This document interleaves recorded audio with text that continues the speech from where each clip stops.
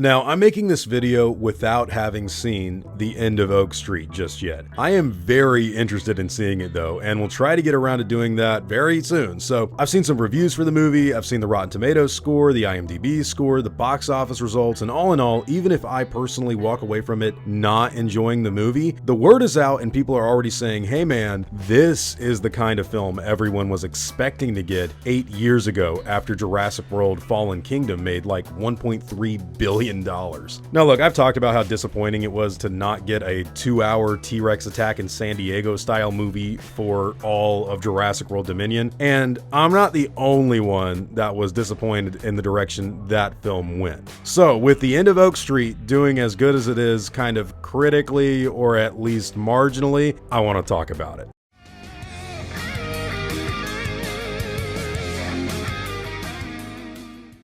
Alright guys, so with The End of Oak Street, I'm honestly shocked that someone basically said, hey, why don't we just make the dinosaur movie where the animals attack a small neighborhood? I mean, I know the premise of the film, I'm aware that there is like a sci-fi element at play with time travel. I know that the movie is also doing something a lot of us have been begging the Jurassic movies to do for years now, and actually push the limits of PG-13 as well, because apparently there's some stuff that happens in this movie with a Titanoboa that is really brutal. Again, I have not seen it. You guys are doing nothing but hyping me up. But again, I got a busy life. Look guys, Jurassic World Rebirth, I have also been seeing some people saying some stuff about that movie lately, and that the newer movie was not actually as bad as people have made it out to be. I know some of you hate it. Some of you actually think it was underrated. I get everything. I get all the opinions. There are a few people coming forward lately, like that I have seen, to say similar things to what the defenders of Jurassic World Fallen Kingdom would say when that movie was out. So it's basically like, look, yeah, the movie had a lot of big problems, but the dinosaur stuff was what everyone was actually there for, and it was honestly getting back to what they all loved from The Lost World and Jurassic Park 3. Now, of course, getting back on topic with The End of Oak Street, everything's connected, guys. This movie is going to have its work cut out for it because it doesn't have that T-Rex skeleton logo on its poster. Anything that is not Jurassic Park has to live in Jurassic Park's shadow because it's just so massive. And look, guys, that's just the way it is, and that's how it's more than likely always going to be. The box office might not be close to the great Spielberg franchise for The End of Oak Street, but it's going to make some cash. And if End of Oak Street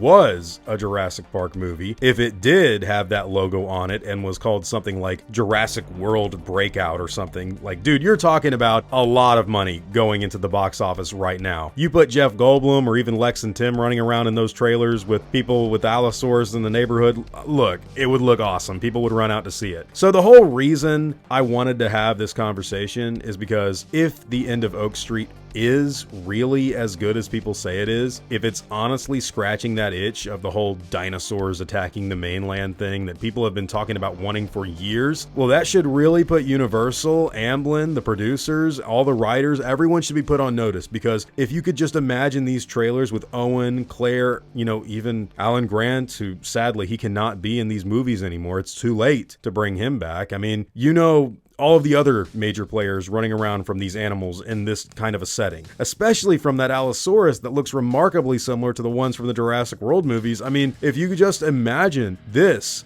as the follow-up to Fallen Kingdom. Are you kidding me? The movie would have made bank. A lot of you guys may not be aware of this, but look, there's this expanded ending to The Lost World Jurassic Park that never got shot, where David Koepp had written a few scenes where both Kelly and Nick Van Owen were actually in San Diego at the end of the movie, and a lot of the stuff in there was incredible in the context of a dinosaur loose in a neighborhood, which is what The End of Oak Street is doing right now. Like, there was this great moment where Kelly and Sarah have to evade the T-Rex because they actually still have the infant, I think. I can't remember all the details, but I remember the Tyrannosaur attacks the house. In the script, there's this moment where they think they got away by running upstairs, and then the Tyrannosaurus head just bursts up from the floor like the poster of Jaws. And look, man, I just think that whole concept sounds incredible, and especially from the point of view of a mission to stop the dinosaurs from killing people on the mainland, and then you are also trying to get to safety. All of it is just very Jurassic Park. And not to mention Nick Van Owen trying to stop stop police cars from going after the T-Rex, and I think at one point Roland Tembo was even going to show back up to track down the animal and try to take it out. There are a ton of great ideas that you can do with dinosaurs breaking out into a city or neighborhood. All of the Jurassic Park 1 commercials for the toys had like these dudes with guns walking around in a neighborhood, and the whole thing was like, hey, they're coming to us now. I mean, this was the promise they gave all of us fans after Fallen Kingdom. And in my opinion, Jurassic World Dominion just decided not to do it. I don't know why. I mean, Colin made a very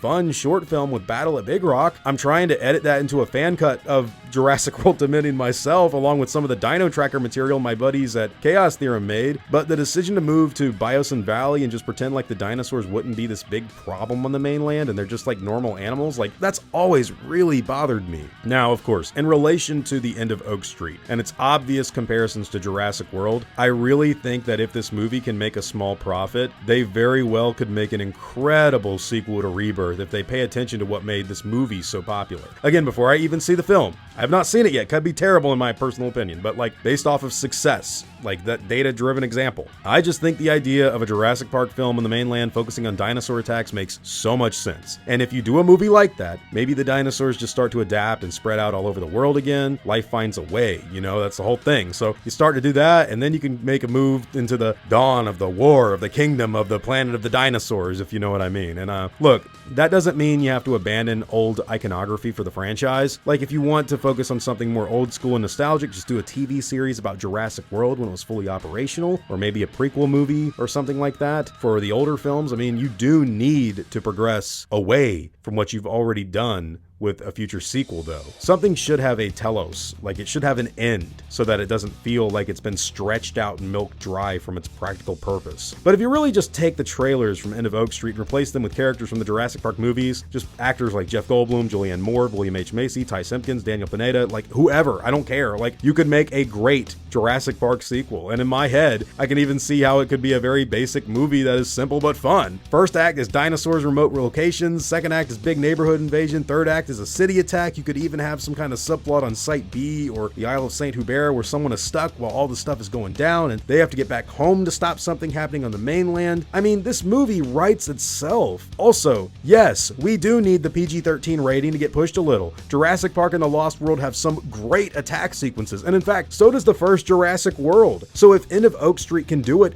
why can't a Jurassic World movie? As it currently stands, Gareth Edwards is out from the next film. David Koepp, Scarlett Johansson, and the others are apparently attached. Maybe the DNA from the last movie will be a plot point, but either way, having Zora bump into Owen and Claire in a neighborhood or even at their old cabin just sounds fun during a Carnotaurus attack or something that is shot like A Quiet Place. And maybe even someone gets seriously injured, losing a finger or a leg, I don't know. I mean, I don't think the idea is really that difficult to execute, but I mean, hey, that's just me. Look, full cards on the table. I want a Jurassic Park movie where the dinosaurs are attacking people on the mainland. That's what I want. Also, yes, I love Site B. Would love to have that incorporated into a future movie. I want to see the best sequel to Jurassic Park ever made. I think everybody does. End of Oak Street has come out and it's gotten a lot of attention. It's probably not going to be this gigantic money-making machine at the box office, but the fact that these people were able to get Ewan McGregor and Anne Hathaway, two very popular actors, and make this for what, like $80 million? I'm sorry, but like I look at that and I'm going, why can't Jurassic Park do that? Why can't you put that logo on that thing and make $1 billion?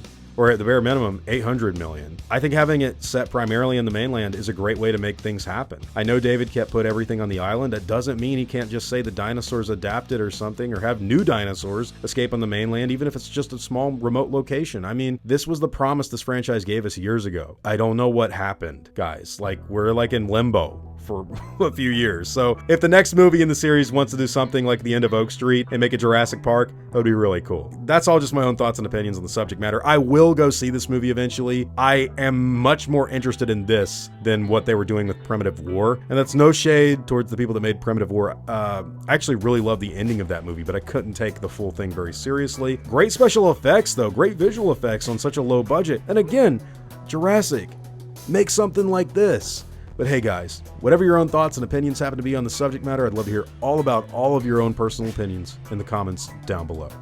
Now before I go, I want to thank everyone that's helped me build my channel over the years. I'd also like to thank every one of you guys who've watched my stuff. You've all been extremely cool to me. If you enjoyed the video, I'd appreciate a like and hope that you'll consider subscribing. God bless you all, Christ is King, see you guys in the next video, and as always, take it easy.